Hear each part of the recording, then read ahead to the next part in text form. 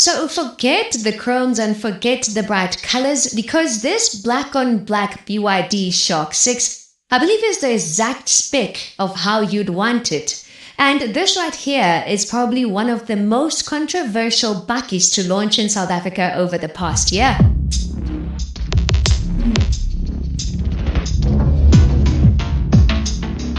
Standing here, it looks like a predator. But we aren't here just for the looks. We're here for the engineering. Today we're going deep on the details that most leave out, which are the tactical ergonomics, the DMO platform, and why this hybrid tech is about to change expectations of what a bakkie can do. In this all-black finish, the Shark 6 is imposing. The massive single-frame style grille is flanked by matrix LED we'll get headlights into the driving that later. dominate the front And profile. then also in the rear, that Then you loading get the bay, BYD you see lettering. it had... It's a bit on the imposing side, but works well for the size of the vehicle.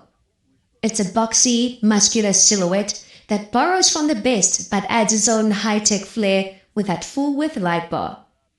Now, if you look closely, it sits on 18-inch alloys. These are Continental tires, cabin by is the way. filled with... But then what's special is that at the rear, you get that double wishbone rear suspension, which guarantees you a ride as soft as SUV, but we'll get into the driving later.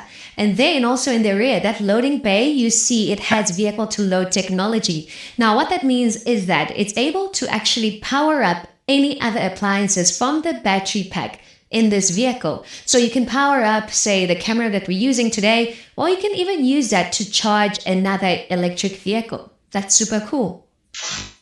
The cabin is filled with technology, but it's the physical details that matter here.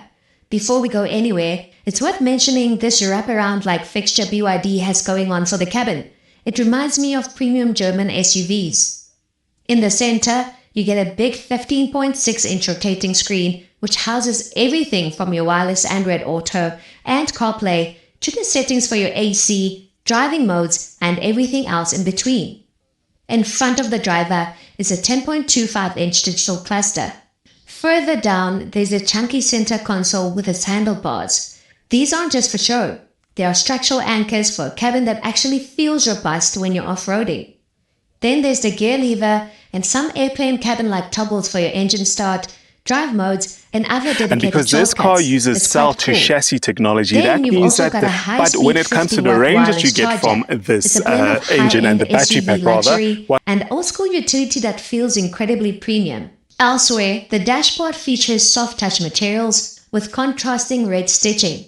The top parts of the dash have a slightly firmer material. It looks like a hardened PU leather. Let's get into the math. This isn't a standard hybrid. It's built on the DMO, which stands for Dual Mode Off-Road Platform.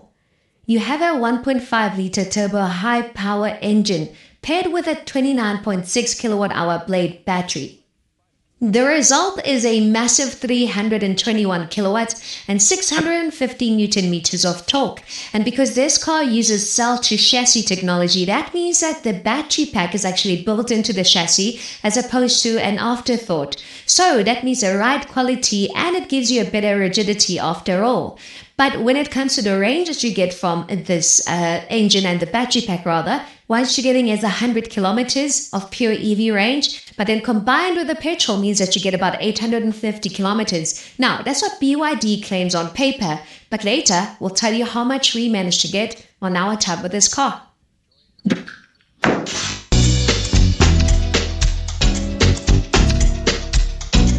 Entire system.